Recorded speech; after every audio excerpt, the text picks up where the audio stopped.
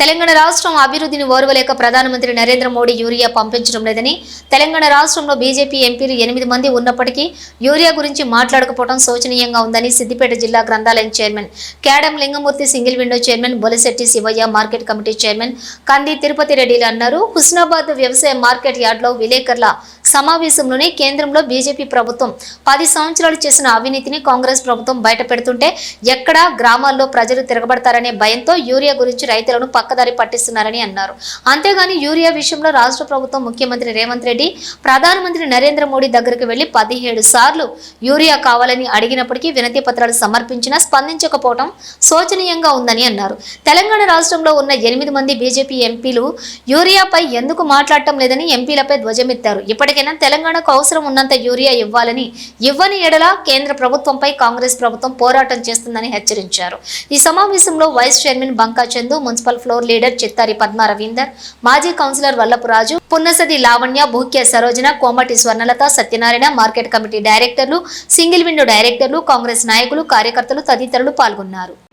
ఈ వ్యవసాయానికి సంబంధించిన ఈ సీజన్లో యూరియా సప్లై చేసే దాంట్లో కేంద్ర ప్రభుత్వం, బీజేపీ ప్రభుత్వం కావాలని ఓటు చోరీ అనేటువంటిది రాహుల్ గాంధీ పెద్ద ఎత్తున దొరకబట్టి వాళ్ళ ఓటర్ లిస్టులను తీసుకొచ్చి బీహార్లో, కర్ణాటకలో అవన్నీ చూపిస్తాడు కాబట్టి వాళ్ళు మనసులో పెట్టుకుని తర్వాత ఈ రాష్ట్రంలో 42% రిజర్వేషన్ బీసీలకు ఇవ్వాలని ఇక్కడ రాష్ట్ర ప్రభుత్వం కాంగ్రెస్, దేశంలో రాహుల్ గాంధీ అడుగుతా ఉంటే దీనికి ఒక ఎందుకంటే సామెత ఉన్నది, వండాక వడి పెడితే ఉండక వాళ్ళే పోతారని అన్నట్టుగా బిడ్డ మీరు ఇట్లా చేస్తారా, మేము చూసుకునేది మేము కూడా చూసుకుంటాం అన్నట్టుగా కేంద్రంలో అధికారంలో ఉన్న బీజేపీ ప్రధానమంత్రి నాయకత్వంలో, మోడీ నాయకత్వంలో జరుగుతున్న ఈ కేంద్ర ప్రభుత్వం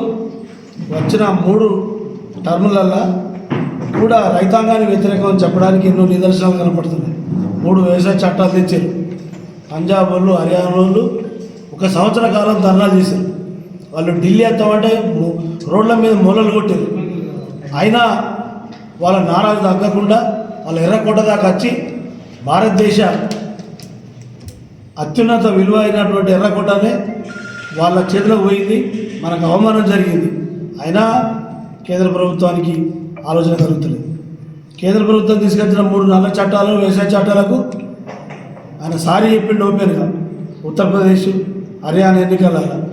అయినా ఆ ప్రభుత్వానికి, బీజేపీకి వాళ్ళకి ఇంకా నేను అనలేను కానీ అయినా బుద్ధి ఎత్తలేదు. లాస్ట్ మాట చెప్తున్నాను. నేనే బాధ్యులు చెప్తా అంటే బీజేపీ వాళ్ళు, టీఆర్ఎస్ వాళ్ళు పట్టాల్సి మీరేసుడు ఎంతవరకు న్యాయం? అక్కనపేట మండలంలో అక్కడ 8-9 వేల ఎకరాలకు సరిపడే యూరియా వచ్చింది.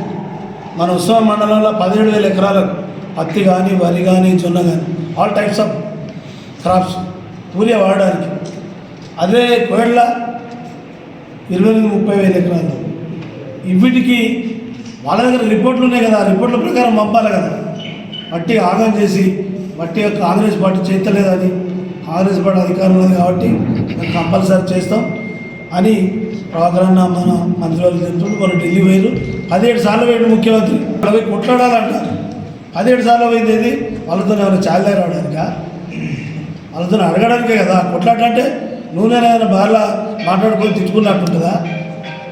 కొట్లాట 17 సార్లు పోయినాక కూడా వాళ్ళకు జ్ఞానం లేకపోతే, ఇక్కడ రైతాంగానికి న్యాయం చేయాలని నిర్ణయం తీసుకోకపోతే మరి ఈ కేంద్ర ప్రభుత్వానికి సంబంధించిన అంశమే కదా.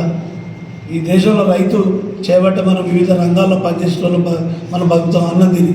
మరి ఇది బీజేపీ ప్రభుత్వం గ్రహించాలి, ఆ పార్టీ గ్రహించాలి, ప్రజలు ఓపిక పట్టాలి. టీఆర్ఎస్ వాళ్ళు కూడా మైండ్ సెట్ చేసుకోవాలి. ఇంత ఓపెన్గా ఎంపీలు ఆ రాష్ట్రం నుంచి ఉన్నటువంటి కిషన్ రెడ్డి సాబ్ కేంద్రం మాట్లాడినాక ఇంకా మీరు ఎందుకు కేంద్ర ప్రభుత్వం మన స్థానిక పార్లమెంట్ సభ్యుడు, కేంద్ర హోంశాఖ సహాయ మంత్రి విలేకరులు రైతాంగాల గురించి, రాష్ట్రానికి రావాల్సిన యూరియా గురించి మాట్లాడమంటే ఆ విషయాన్ని పక్కకు పెట్టండి, అది మాట్లాడకుండా నేను దాటేస్తాడు. రైతాంగం కోసం ఆయన ఇక్కడ పార్లమెంటుకు ఎన్నికై కేంద్ర హోంశాఖ సహాయ మంత్రిగా ఉండి మరి ఈ రాష్ట్రం నుంచి ఎన్నికై తెలంగాణ రైతులకు అన్యాయం చేయాలనే దానిలో బండి సంజయ్ ప్రశ్నకు జవాబు చెప్పకుండా దాటేయడానికి మంచిది కాదు. కానీ తెలంగాణ రైతులకు ఎంత అవసరం ఉన్నదో అంత యూరియా ఖచ్చితంగా ఇవ్వాలి. కేంద్ర ప్రభుత్వం తప్పులను ప్రణాళికబద్ధంగా రాష్ట్రానికి గత సంవత్సరం ఎంత యూరియాలే ఇప్పటి వరకు ఎందుకు ఇవ్వలేదు, ఎంత ఇచ్చారు, ఎంత మిగిలింది ఎందుకు ఇవ్వద్దు అనేది చేయకపోయి దానికి రఘునందనరావు కూడా మరి ఇవ్వాల్సిన అవసరం ఉన్నది తప్పకుండా అనేది చెప్పడం మరి ఇది కేంద్ర ప్రభుత్వం నిర్లక్ష్య వైఖరే. ప్రజాప్రభుత్వం రాహుల్ గాంధీ, రేవంత్ రెడ్డి, మన పొన్నం ప్రభాకర్ నాయకత్వంలో ఈ రాష్ట్రంలో తెలంగాణకు 22,000 కోట్ల రూపాయలు అప్పుల మాఫీ రైతాంగానికి చేసిన రాష్ట్ర ప్రభుత్వం ప్రజాప్రభుత్వం.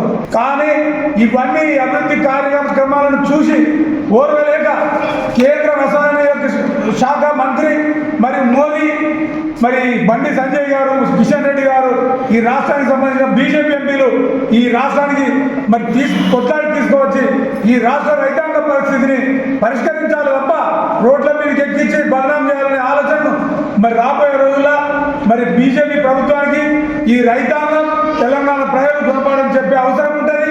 కేంద్ర ప్రభుత్వం ఈ యూరియా మొత్తం ఇచ్చేంత వరకు కూడా మరి తెలంగాణ ప్రభుత్వం, తెలంగాణ ప్రజలు మనమంతా కూడా ఏకమై ఈ ఉద్యమానికి ముందు ఉంటామని మరి తెలియజేస్తూ ఓ రకంగా కేంద్ర ప్రభుత్వం దగ్గర వారికి సమాచారం ఉన్నది.